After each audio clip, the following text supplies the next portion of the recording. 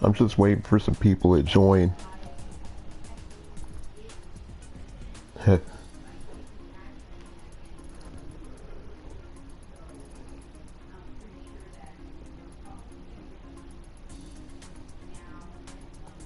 I kind of stole this idea from Maximilian Dude.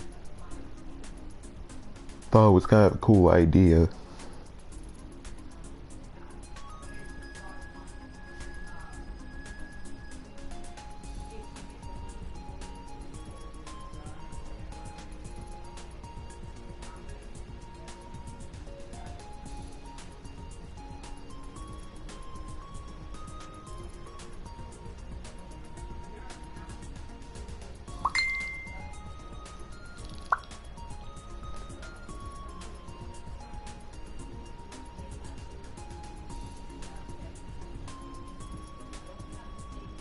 Hey, who is this?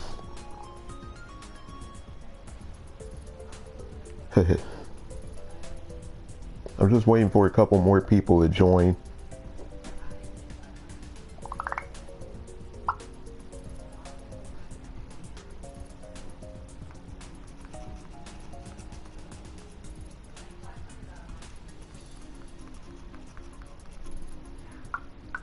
Oh, there's 2 people now.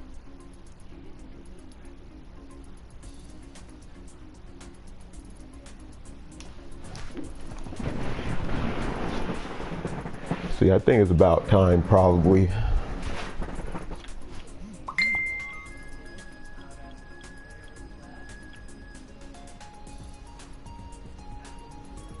So, like, Street Fighter 1 was in 1987. I wasn't born yet, though. It took exactly a year after this came out for me to be born. So 1998 came, or 1988 came. And it was like exactly a year after Street Fighter came out.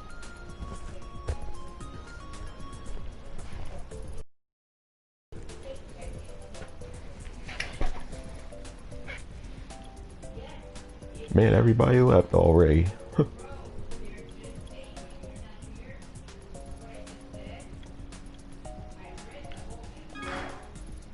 I remember this. This was on PC, what was it called? PC Engine CD. And this is actually the game that Hudson developed this port, but they only, I don't remember if they only released it in Japan or, because I played the import when I was like probably in elementary school, like 8 or 9 years old. So, but it was basically just a port of the original Street Fighter. And when Capcom had the 15th anniversary in 2003, this is the game that they used as the basis for it, not the original arcade Street Fighter.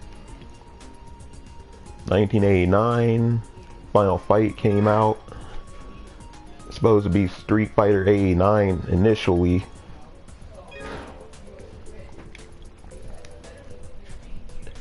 In Street Fighter 2010,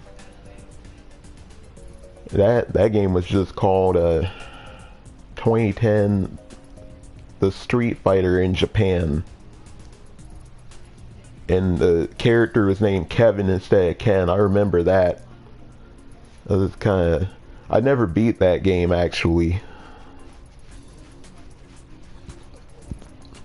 I got like real close a couple of times.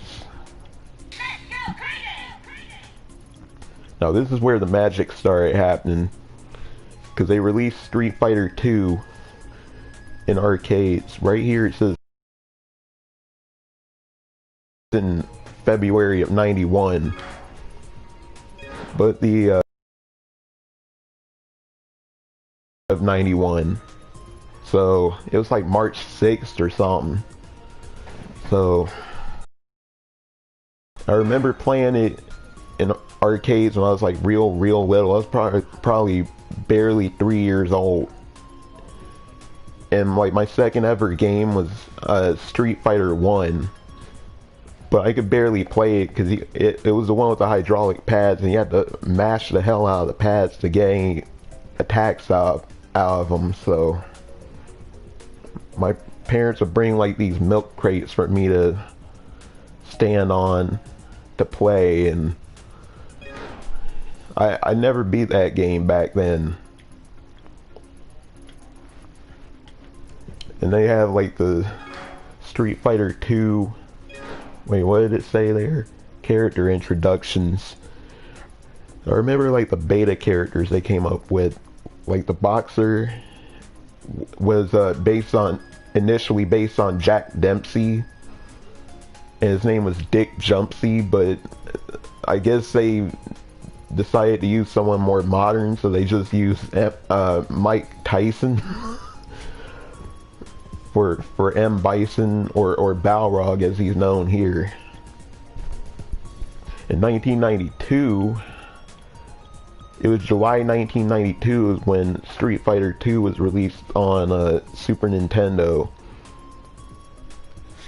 And I remember my dad actually he bought me for Kusanagi on KOF AS Arcade Mode Guild. Oh, okay. Where who else is watching? Keep saying that there's 0 people in here, but I know there's others in here. Let's see. Where did I leave off? Street Fighter 2. Oh yeah, July 1992. So my dad actually went and got me a Super Nintendo, like not too long before my 4th birthday. And it was like the first game that he got for me. I remember playing the hell out of it, but I'd take the difficulty down to like 1 star in order to beat it. I actually don't even remember who the first character I beat the game with was. I think it was Honda, because I think I just mashed out the 100 hand slap a bunch of times. And it says the World Warriors make the first of many cameos. Oh yeah, that was in Capcom World 2. I remember that now. Street Fighter 2 merchandise is a hot Christmas item. And then 1993, well, they don't mention it here, but let me see. Actually, wait, it's 1992. Because, oh no, it was 1993, because I was like 5 years old. But they released like Hyper Fighting on SNES, but it was called Street Fighter 2 Turbo. And my dad got me that. And then like later on in the year, it was like, I want to say like 5 or 6 months after is when they released Special Championship or Special Champion Edition for Genesis. That was it. But it's kind of weird because the order in arcade was World Warrior Champion Edition and then Hyper Fighting, but it was basically because they planned a version of Champion Edition like right before the Super Nintendo version of Turbo came out, but it was being developed by an outside company, and Capcom didn't like how it turned out, so they had it canceled, and then they had to do a port themselves from scratch. And that was around the same time that the Genesis 6 button controller came out. So my dad got me that game too for Genesis, and all I had was a 3-button controller. In order to play it on a 3-button controller, you had to press start to go between punches and kicks. So basically what I would do was I would just leave it on either punches or kicks. I wouldn't even bother hitting the start button.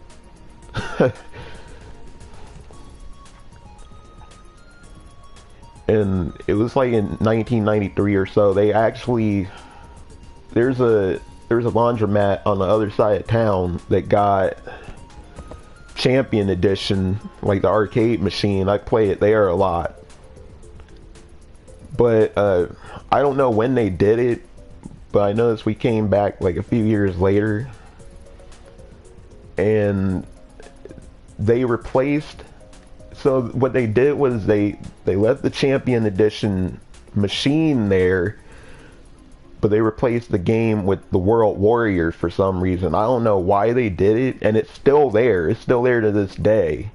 But the second player joystick doesn't work anymore. They never bothered to fix it. Next time I go out there, I'm gonna have to take pictures of it. It's like one of the weirdest things I've ever seen. And then here's Super Street Fighter 2, the new challengers. Now, Capcom made all these different versions to address things that people either didn't like or wanted to have in the game. Like, Champion Edition was made to have the bosses be playable, and then Turbo was to make the game faster and to balance the game out, because, like, let's be frank here, like, Champion Edition Bison was just way too fucking OP. Like, that Psycho Crusher, like, all his normals really good, and you could trap somebody in the corner with Psycho Crusher and it would chip damage them like 10 times. It would take like a significant portion of their health. So then, like, Turbo came out and they gave everybody except Guile and the bosses a new move. Like, Chun-Li got the Kikoken, and Ryu and Ken could do the Tatsumaki in the air and stuff like that. And then Super Street Fighter 2 came out. I'm trying to remember exactly what month. Oh, I remember what month it came out, because Mortal Kombat come out in Mortal Kombat 2 had come out that year in like April, and Capcom actually rushed this game out like 5 months later in order to go against Mortal Kombat 2. So there's some crazy stuff in it that you could do. Like, Zangief had freaking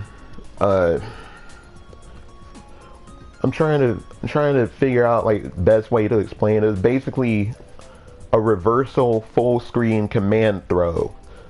Like, if the opponent threw a fireball and you blocked it and you did like one of the command throw motions, he would just grab you. He gets like a full screen punish on a fireball, but you had to do it with a certain button strength. I think it was like hard. I think it was like hard kick or something. I can't remember anymore. But I remember these guys like T-Hawk, Fei Long, Cammy, and DJ being called the new stereotypes. Man. I remember, like, I wasn't really into Super when it came out. Like, by that time, I was probably about 6 years old. I was tired of playing Street Fighter 2. I wanted something new. And I remember them making a big deal about DJ being created by James Goddard, because James Goddard was like a big Street Fighter player back then. Oh yeah, I didn't even talk about handcuffs before, did I? Like, in World Warrior, Guile had this thing he could do that people call handcuffs. It was basically, you had to put in a certain motion. I was going to talk about that too. I'm glad you mentioned it. But basically, the opponent would get stuck in like this weird pose, and they'd be stuck against Guile, and it kind of looked like Guile was leading them around on handcuffs or something.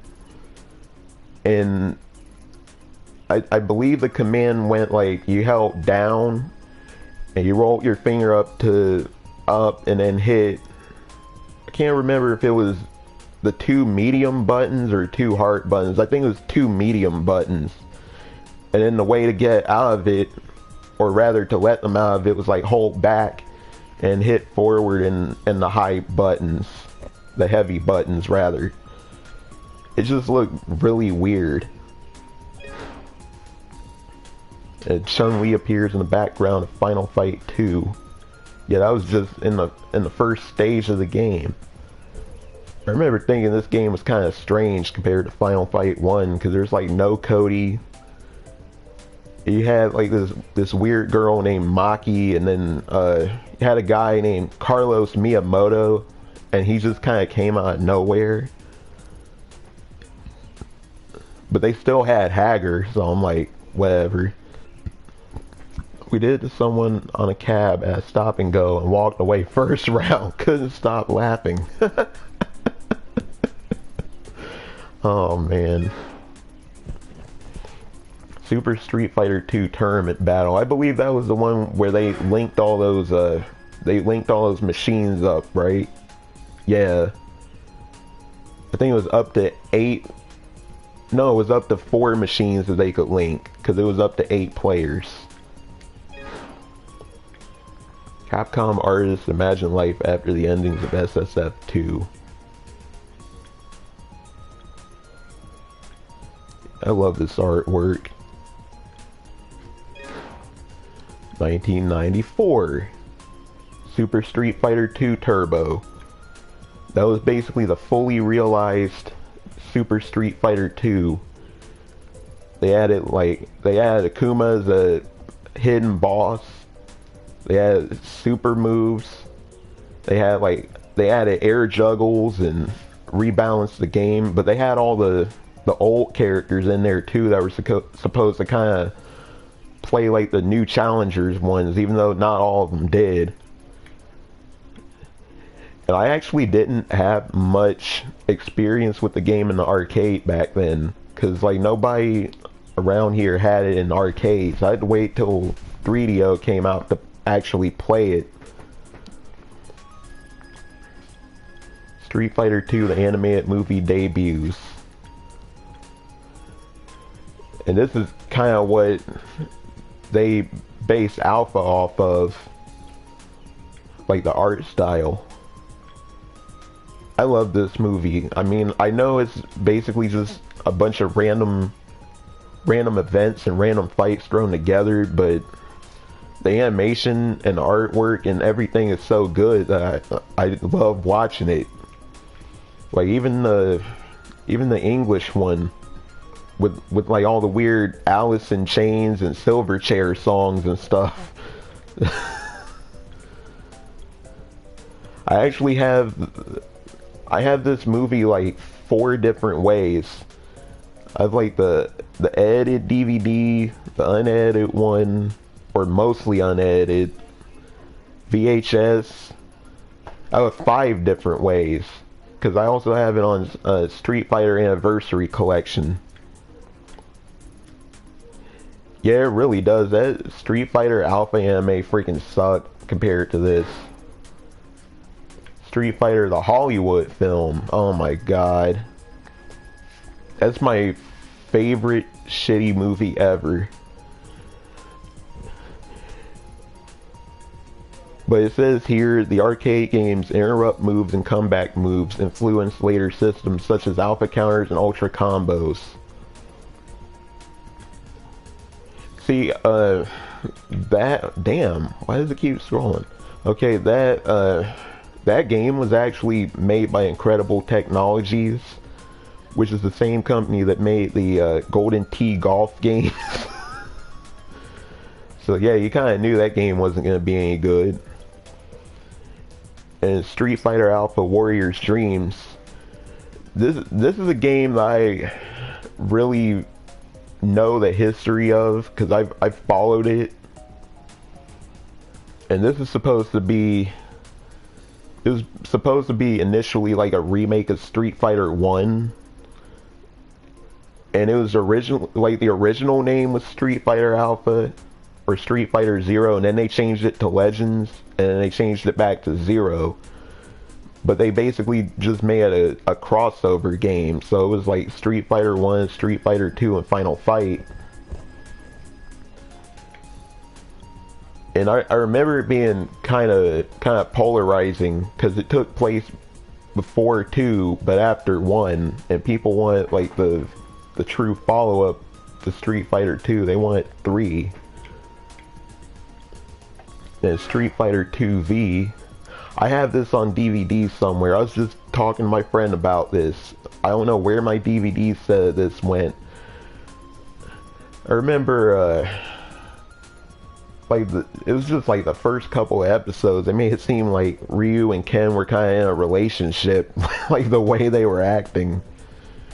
And that kind of tweaked off a lot of people back then. My most memorable thing about this show is when Ryu challenges Guile to a fight in a bar, and Guile just curb stomps the crap out of him.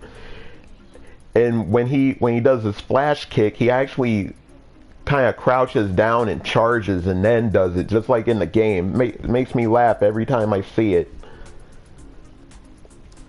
I just seem to remember there was an episode where like somebody was charging up a Dragon Punch, and they kept showing all these different flashbacks, and it went on for probably 10 minutes. I might not be remembering that right, though. I mean, later in the series seemed to kind of drag on. I've only watched it through maybe 5 times. And I haven't watched it since I was like 15. Oh, another thing was they did show this in the US on TV. It was on USA. I remember them showing it on USA all the time. That's how I watched it. Yeah, I think it was Ken, man. Because it went on for far too freaking long. Street Fighter the movie, the game, is released for 32-bit home consoles. Yeah, that one was developed by Capcom. And they had a couple of concepts in there that were used. They were used in like Darkstalkers and Street Fighter 3 and stuff, like the EX moves and stuff like that. And then Final Fight 3 was released. And that was called Final Fight Tough in Japan. And Capcom made very few copies of that game. Like, it was all the games that they did in like 1994 and 1995 for Super Nintendo, they lowballed the crap out of, because they made too many Street Fighter 2 cartridges, and that cost them a lot of money. I actually have Final Fight 3. I love that game. I'm trying to think of if there's anything that I forgot here that I should mention before moving on. I don't know, probably not. Oh, Street Fighter Alpha 2, 1996. In 1996 was when the ports of the first Alpha game came out. And by this point, Darkstalkers 2 had come out on Saturn. And Darkstalkers 1 was getting ready to come out on PS1. And that game got delayed to hell and back because they had a different company port it. It was Psygnosis. I don't know if any of you have heard of Psygnosis, but they're like this European company. And if you play the Japanese version of the PlayStation 1, it actually has a really cool intro that plays the ending theme for the Darkstalkers cartoon on it. And it was an okay port. Nothing special. Street Fighter Alpha 2.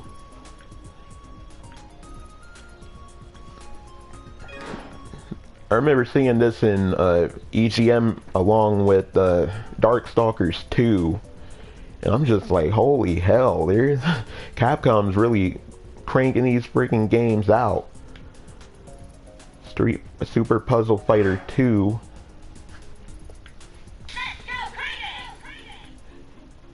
This game was pretty cool. It was it was like really imbalanced, so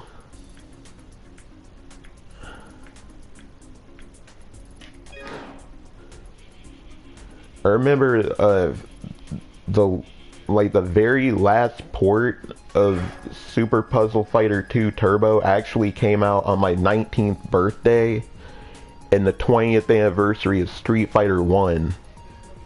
That was August 30th, 2007. And it was actually based on the Dreamcast one. Capcom kind of did that a lot in the late 2000s. They based certain games on certain ports of games off of the Dreamcast ones. I guess it was probably because it was like the latest one, or it was like the most readily available, maybe. I'm not sure. Street Fighter 02 Alpha. This one was Street Fighter 2 Gold here. They actually released a standalone copy of that game on Saturn in Japan. It's worth probably like $110 now. But they basically rebalanced it, and they changed the custom combos to make them not so crazy. And they also changed the custom combo commands. Like before it was like 2 punches and a kick, or 2 kicks and a punch. But now it's just like you hit either light punch and light kick, medium punch and medium kick, or high punch and high kick. And then they also nerfed alpha counters, because alpha counters ended up being changed to use like 1.5 super bars instead of just 1.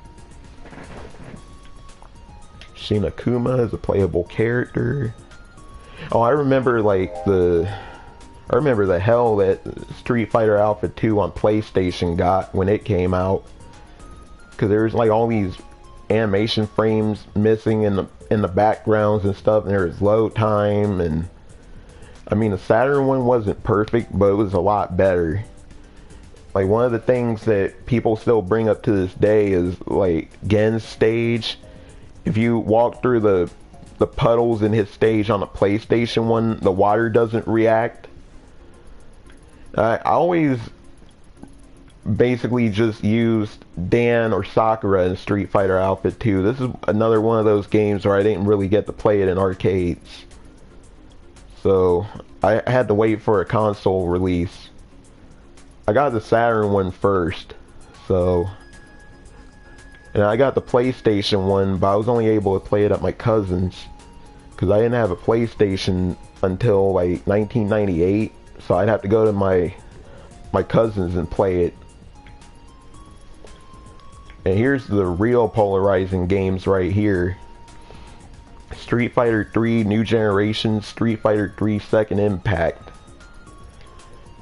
Now, when Street Fighter 3 came out in arcades, the cabinet was just labeled, all it said on the top was 3, like the word 3, and then under it said New Generation of Street Fighters. It wasn't even called Street Fighter on the marquee. So that probably confused a lot of people. But we actually did get this game in Westland Mall here, like not long after it came out. And there's like crowds of people trying to play it. Played NG in the local bowling alley, friggin' loved it.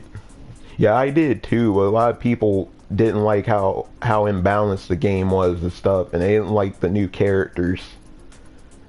I loved it. I thought it was pretty cool. I was only about 9 years old when it came out, but I was finally tall enough to reach the stick and the buttons by myself by then.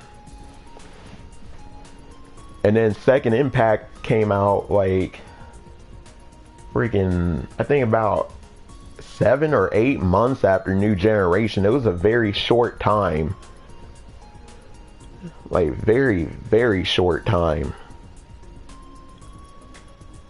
And I'm not even sure why they released it so soon, but I know in New Generation, and this carried over to Second Impact, Sean and Ibuki was freaking broken. like Sean had insane priority on all his moves, and then Ibuki had an infinite offer Hashinsho super art. So basically, if you watch people play this in the arcade, those are the only two you would see being used most of the time. Same thing with Second Impact, except throw Ken in there too. And Second Impact had some new characters like Hugo, and you could play as Akuma finally. And then Yoon and Yang finally had like separate move sets, and they were split into separate characters. And this was a couple of years later, so I probably should have waited to talk about this till I got to that year. Let's see, I almost got attacked for being a local badass at the arcade in Pasadena once because I parried a super and KO'd him. Oh my god. Man. So in late 1999, they came out with these two games in a compilation called Street Fighter 3 Double Impact. And that was actually developed by the same company that did the X-Men Children of the Atom port for Saturn. It was a company called Reupload Games. And the games played fairly accurately to the arcade, except they took all of the infinites and things out. And I believe there was some weirdness going on with like the super move flashes. Like when you do a super art and the little flash shows up, like the timing was off or something.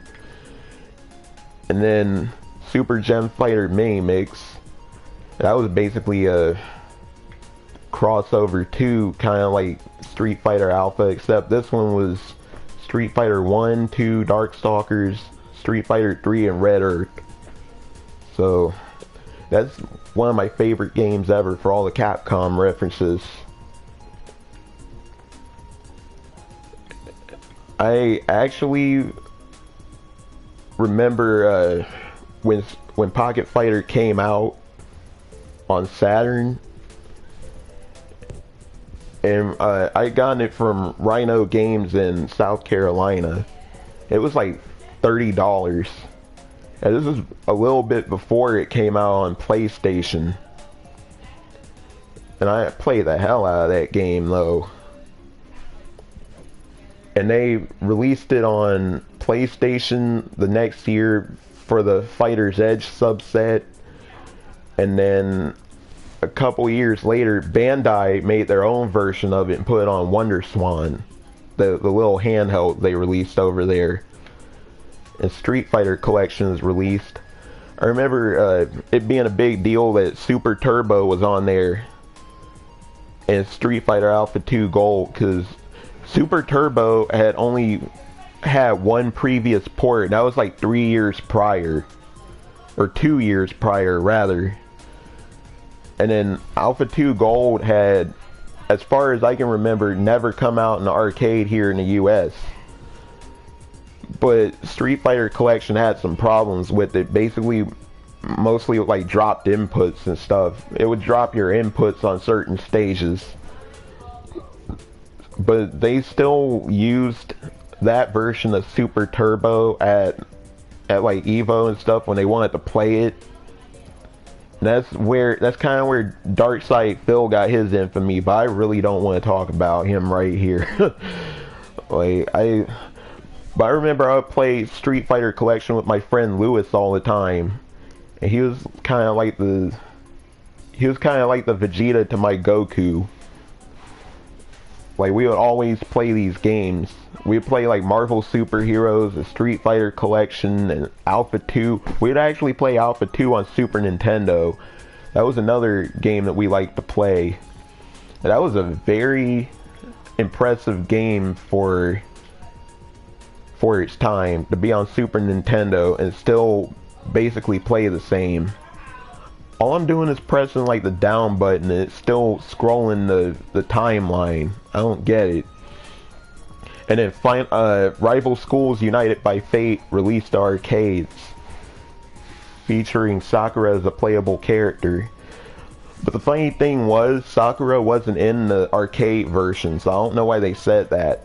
They just added her as a guest character in the PlayStation one. And I remember something that they omitted from, and this is a really small thing that they omitted from the arcade to the PlayStation. But when you would pick a character in the arcade one, the announcer would say the character's name. So if you pick like Shoma, he'd be like, Shoma! And so on and so forth. But when you play it on PlayStation, like even in Japan, the sound, they didn't have the announcer saying the characters' names. I only played Rival Schools in arcade a few times, but I'm trying to remember where I played it. I believe a carry out like up the street had it like way back when. Street Fighter Alpha 3. Now, 1998 was the year when Fighter's Edge program started on PlayStation, and the first game they chose to release for it was X-Men vs. Street Fighter. But it was the worst friggin' timing ever, because they released it, but the Saturn version had come out like 8 months before, and it got like rave reviews and was called like an arcade perfect port. And then all of a sudden this PlayStation one comes out and everybody shits all over it because it's not even half as good as the Saturn one. And I'm still gonna do the Fighter's Edge series soon. I just haven't really had any time to. But Alpha 3 came out in arcades, I believe, like right after that. And 1998 was the same year when Marvel vs. Capcom Clash of Superheroes came out in arcades. And they released that back in like January of 98, because it was exactly a year before my sister was born. So she was born like January 23rd, 1999, but the game came out January 23rd, 1998. And I remember having some big fun with that game. But Alpha 3 was pretty damn cool though. I remember seeing, I saw it through like a bootleg VHS, but it was when Alex Valle and Daigo Umehara were still like teenagers, and they were just whooping each other's asses. Like little 10-year-old me then loved that. Like I followed all those people, like Tomo Ohira and Mike Watson and all of them. They were all my heroes because they could play this game so well, like the entire Street Fighter series up to this point. And Street Fighter Collection 2, this was called Capcom Generation 5 in Japan. It was like the first Capcom Generation game to ever come out outside of Japan. And it was funny because in Europe, they released this game over there first, right? And then they came out with Capcom Generations 1 through 4 in one compilation.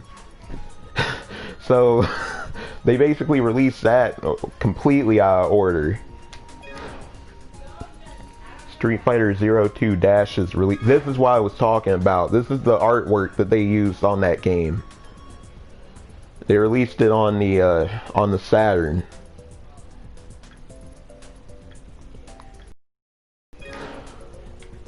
Street Fighter Alpha 3 home versions are released.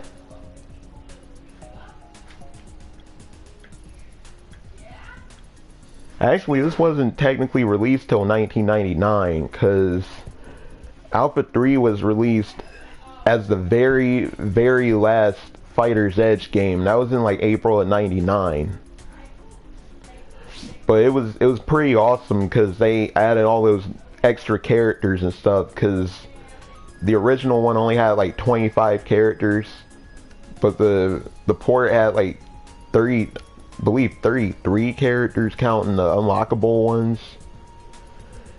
And I love this freaking game. This is like my favorite fighting game of all time as a kid. And I was happy to see that they brought Cody back, so I would use Cody all the time. I wasn't any good with Cody, but 1999 Street Fighter 3 Third Strike.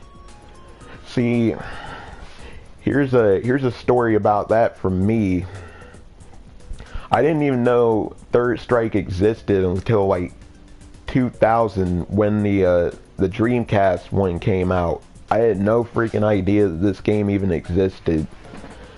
I was at, it was either Meijer or Kroger, and they had a, I don't know how many people remember Tips and Tricks magazine, but they had Tips and Tricks magazine there, and they were talking about Third Strike in there, and I'm just looking through the strategy guy. I'm like, who the hell is this guy with a mask on? Who's this white blob guy?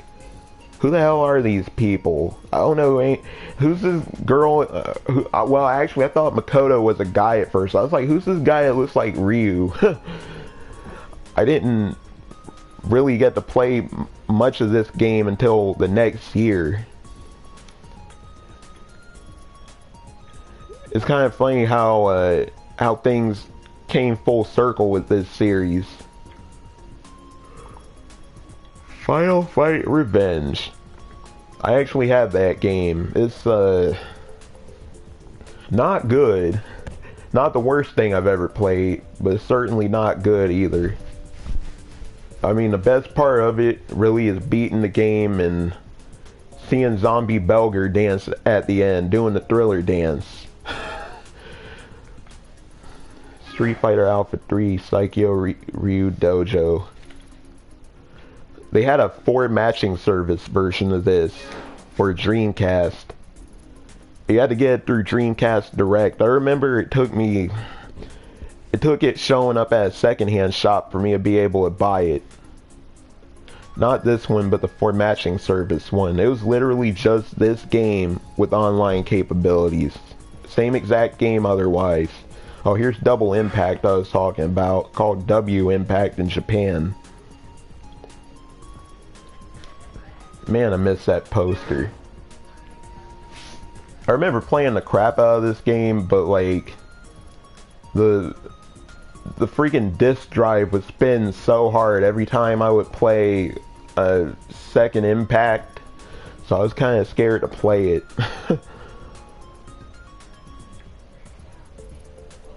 Oh, here's what Downtime Gaming was talking about. Street Fighter Alpha, the animation. God, that game, or that freaking movie just, I don't even know what to say about it. I used to love it when I was a kid, and now when I try to watch it, it just grates on my ever-loving nerves. Somebody on Arcade Mode pointed this out.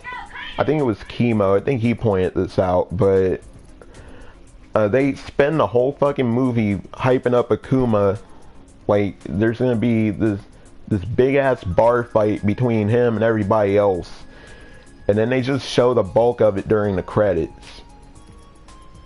I'm like, what the hell is going on here? When Chemo actually mentioned that, I kind of forgot. I had a brain fart. I've seen it so many times, but I still don't remember much of it. I just remember bits and pieces. Like the little kid that keeps calling Ryu his brother or whatever.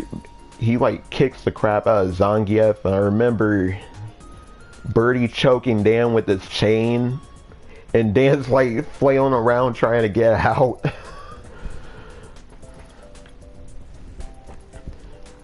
And Street Fighter 3 Third Strike Home version is released. That was on Dreamcast. Super Street Fighter 2X for matching service. See, that was another Dreamcast Direct game. That game's worth like, I want to say $400 or so now. And it's still regarded as the most accurate port of the game, because it had dip switch settings in it that you could change to make it arcade perfect, or damn near close. And that's the one that David Sirlin based HD remix off of. Remember how I was talking about Capcom had a tendency to base some of their ports off the Dreamcast ones? That was one of them. Street Fighter Alpha 3 Upper is released. Now, this one has always been kind of confusing to me because Street Fighter Alpha 3 with the extra characters in Japan is called Street Fighter Alpha 3 Upper. It was released on Sega Naomi, right? So then Crawfish Interactive did a game that was also called Street Fighter Alpha 3 Upper in Japan, and it mentions it down here at the bottom. It says a later portable console version would add characters such as Yoon, Eagle from the first Street Fighter, and Maki for Final Fight 2. So you would think they would call it something else. But if you play the PSP one that also adds Ingrid, it's called Street Fighter Alpha 3 Max here, and it's based off the Dreamcast one with some arcade elements. But then it's called Street Fighter Alpha 3 Double Upper in Japan. So they... Oh, here's the ad for the Game Boy Advance one. That's what the ad looks like. And I remember I was impressed with how well that game translated over to Game Boy Advance.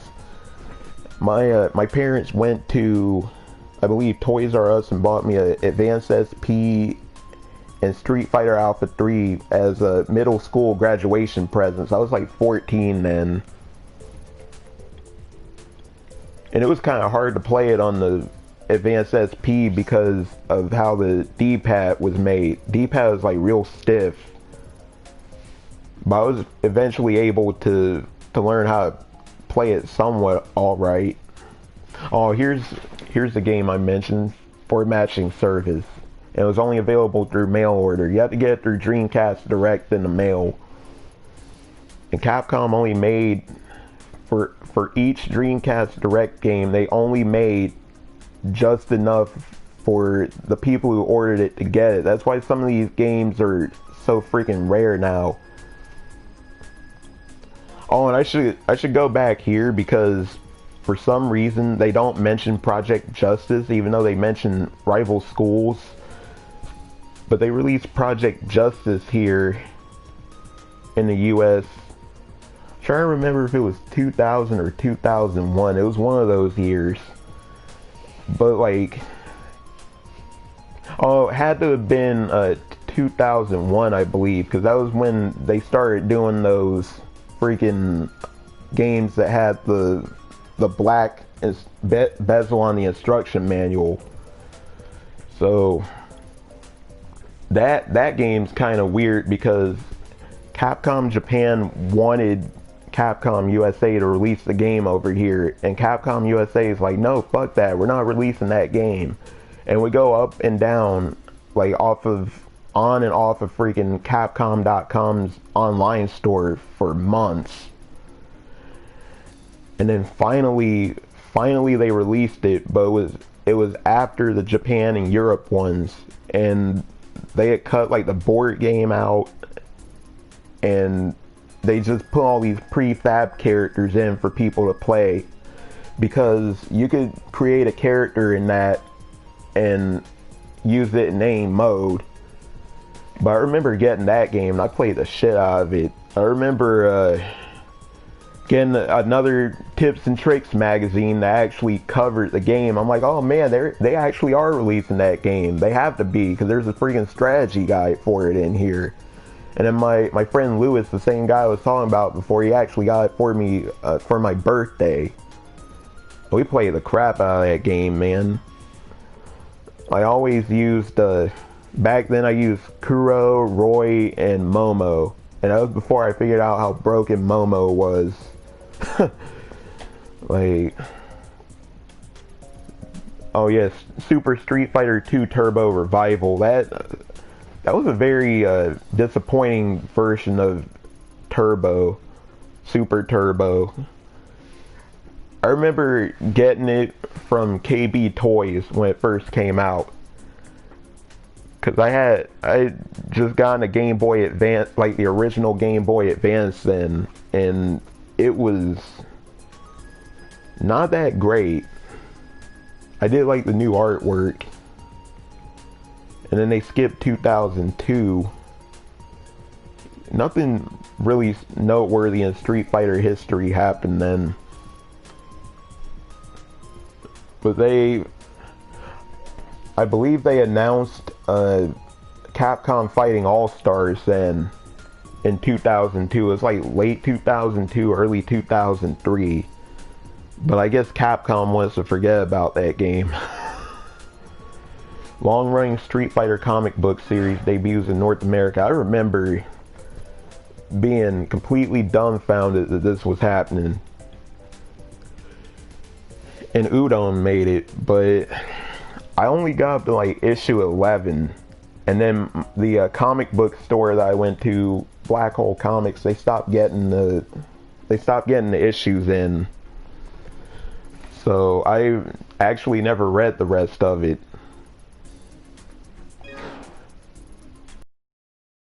Fighter 2, the Anniversary Edition, was released.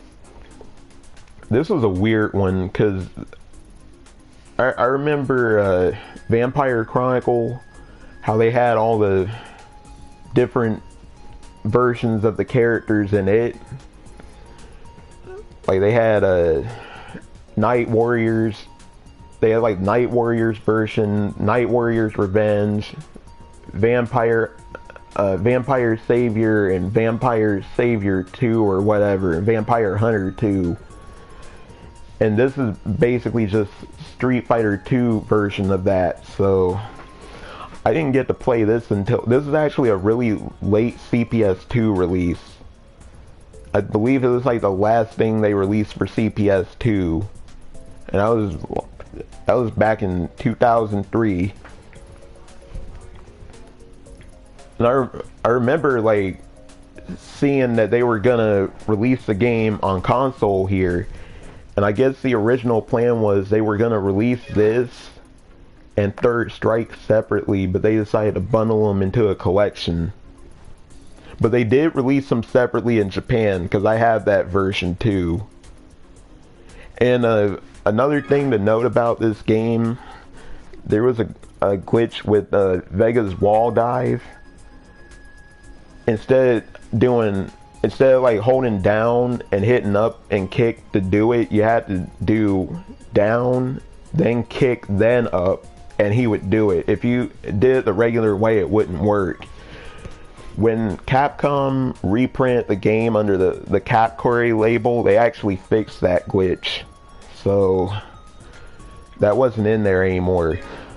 I'm not really talking about this game that much because I didn't really play it that much, even when it did come out. I would basically just pick the World Warrior characters and leave it at that. 2004, Street Fighter Anniversary Collection is released. This was released like right before my 16th birthday. And I remember like my cousins came over. And I had no idea that either of them knew how to play Street Fighter. And they just whooped my ass over and over and over again. Like even on Third Strike. I'm like, what the hell, man? I had no idea these guys could play this game. Like, but I remember this also had the Street Fighter 2 animated movie in it. So... but it was really grainy and choppy. It's not even worth watching on this collection. It just friggin' sucked. And Capcom Fighting Evolution, we all know the story of this game. Man, I remember people on SNK Capcom were so friggin' mad about this game being released. About it even being thought of. And I actually liked the game back then, but I just tried to play it because I have it on Xbox, and I just tried to play it. And I'm like, God damn, why did I ever like this game? I mean, I guess it was just the fact that I could play some of the Red Earth characters that weren't playable before, and some other characters that didn't show up. That was basically the best part of the game. The endings drawn by Udon. Some of the soundtrack was all right, and then some of the character choices. But a lot of people felt like that this game was a slap in the face because they wanted Fighting All-Stars. But it was funny because when Fighting All-Stars was in development, everybody was saying, "Oh, this game looks like shit.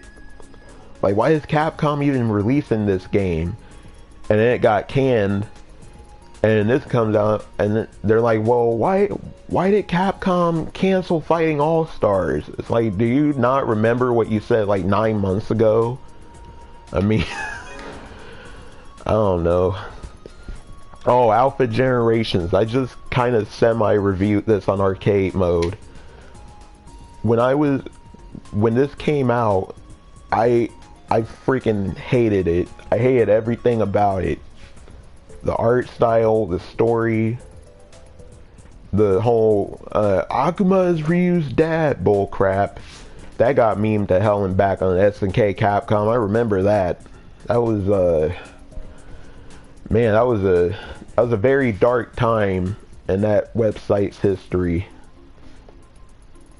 But like watching this now 15 years later, I actually have some sort of respect for it. I like the animation, and the fights were pretty good, but the time that it takes for like Ryu to train with Sakura and then go on to fight Goki, it felt pretty rushed.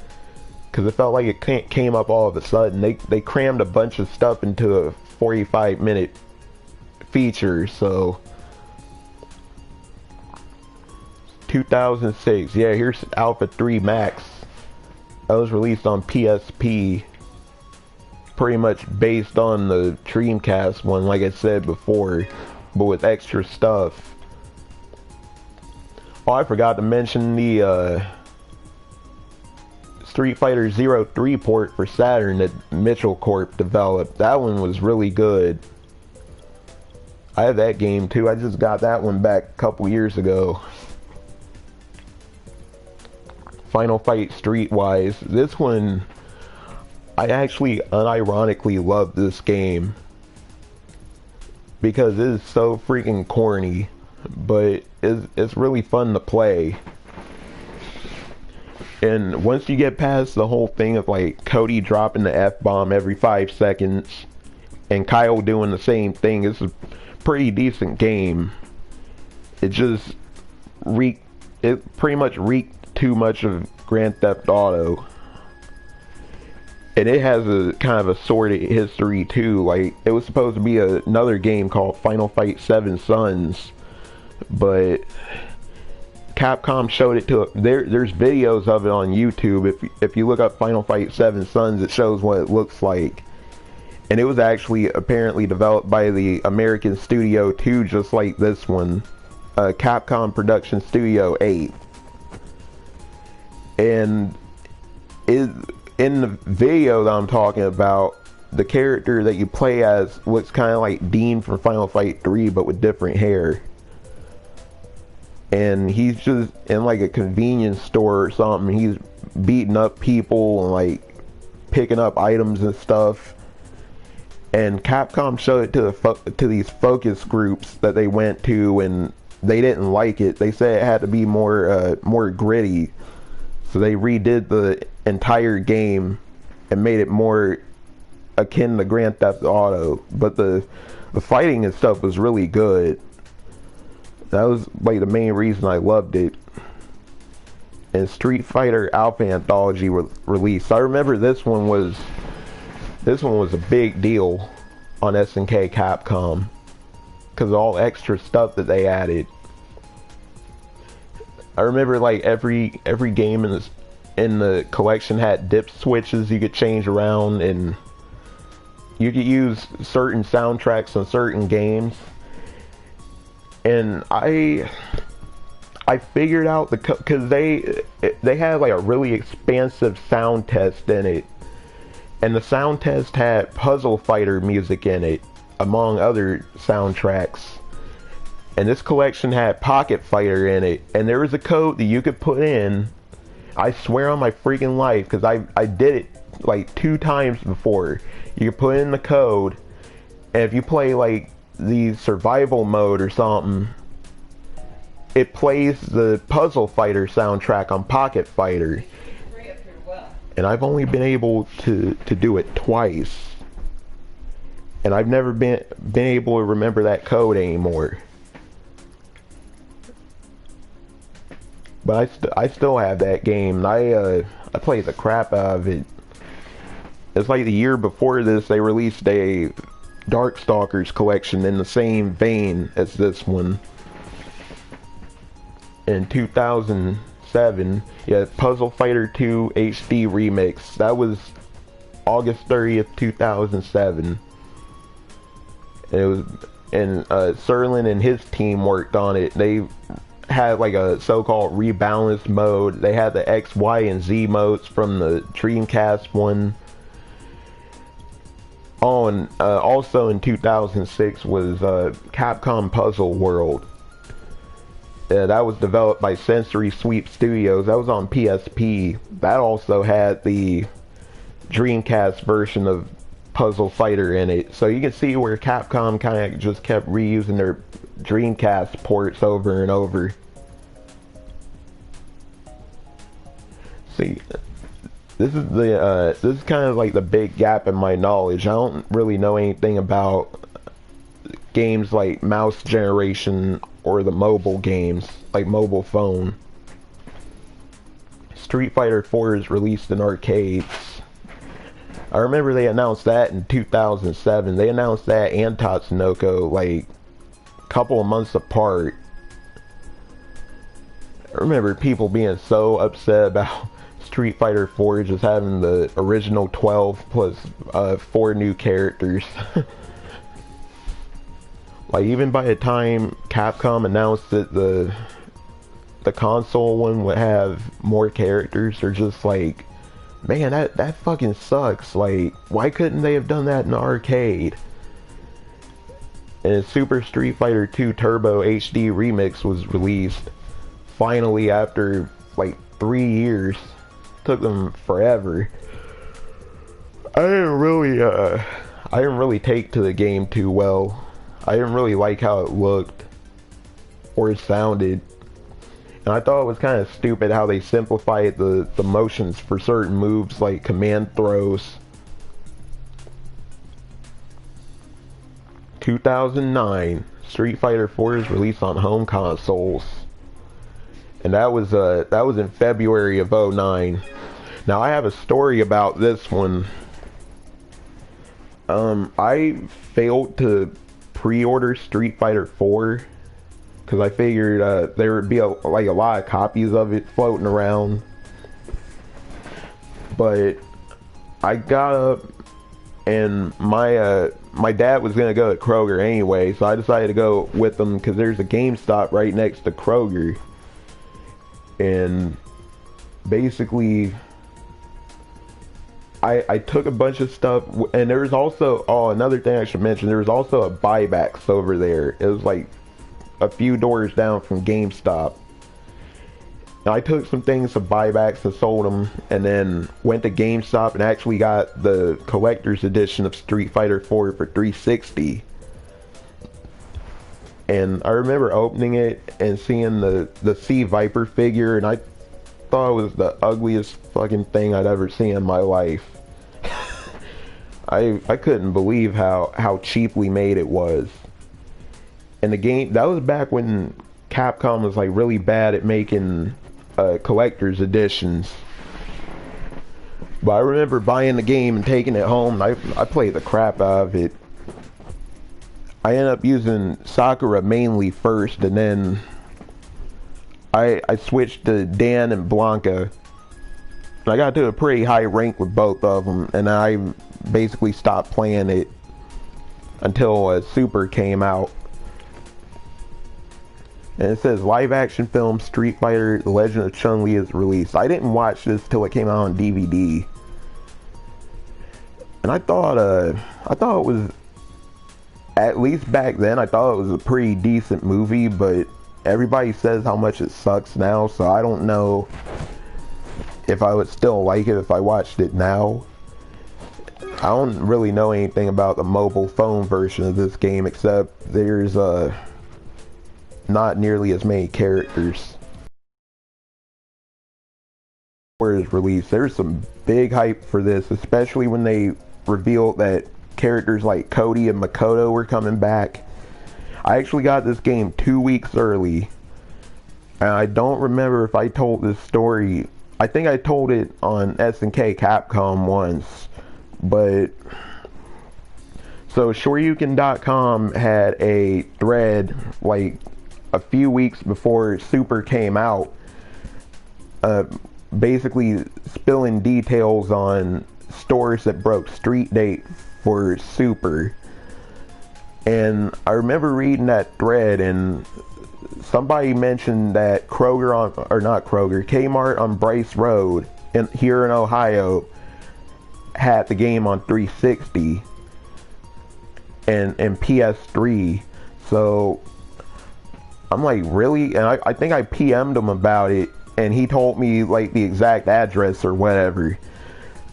So at the time I couldn't drive yet, and my dad was in kind of a foul mood because of something that happened that morning, but I was able to ask him if he would take me to Kmart if I gave him like $50 in gas money, and he said yeah. So he drove me the 45 minutes or whatever to go get it, and I went to the back expecting the game to not be there, but there was like a glass case. There's like the usual glass case that the games are in, and then there was another one that had like the new releases in it, and they actually had the game front and center in there on PS3. I'm like, what the hell? Like, don't these people know this game's not out for another 2 weeks? So I went ahead and got the guy to open the case and take the game out, and he rung it up, and it didn't have like a block on it or anything, so I was able to buy it. It was only $40. It retailed for $40. And I remember taking it home and getting online, and there was actually quite a surprising number of people online. It was mostly like SRK members, because I knew who they were because of their screen names. And I used Makoto a lot at first, and then Cody, and then eventually I just stuck with T-Hawk, because T-Hawk had some really killer tick throws in the game and stuff that he could do with his command throw. So I would just stick with him the whole time. And Super Street Fighter 4 Arcade Edition, this one got me when it first came out. Now, I actually never owned the disc copy of this. I actually bought the DLC. And I remember thinking like, okay, the Lee twins are in there, but why are they adding more Shotos to the game? We don't need any more freaking Shotos in it. You know, and then I remember one of the big complaints about Street Fighter 4 back then was it was too defensive. So Capcom tweaked all the short range characters and made them much more powerful, like Fei Long and the Lee twins and Cammy and them. And then the freaking complaint became like, oh, well, these characters are too strong, blah, blah, blah, you gotta tone them down. And this was after they had just complained that the game needed more rush down. So I just thought that was funny. That's Capcom fans in a nutshell for you. Not me, though. 2011. Okay, now this is where Super Street Fighter 4 came out on 3DS. I didn't end up buying this game until like 2013.